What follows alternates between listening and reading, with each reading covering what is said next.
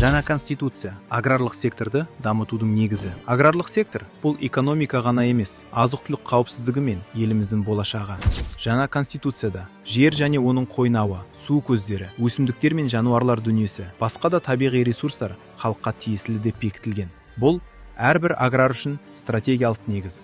Жердің тозуы күшейген жағдайда табиғатты қорғау нақты әрекетке айналады. Конституция экологияға жауапкершілікті бекітіп, ауыл шаруашылығының тұрақты дамуына кепілдік береді. Дамудың негізі адам. 27-ші бапта қауіпсіз еңбек жағдайына және әділ еңбек ақы алуға кепілдік беріледі. Осылайша аграрлық еңбек кәсіби және қорғалған салаға айналады.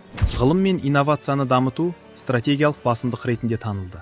Бұл экстенсивті егіншіліктен ақылды ауыл шаруашылығына көшуді және аграрлық ғылымды мемлекеттік қолдауды білдіреді. Тұрақтылық қағидасы заңның кері күші жоқ. Яғни салық немесе жер қатынастары саласындағы ережелер кенеттен өзгеріп кетпейді. Кәсібіңіз әкімшілік озбырлықтан қорғалады.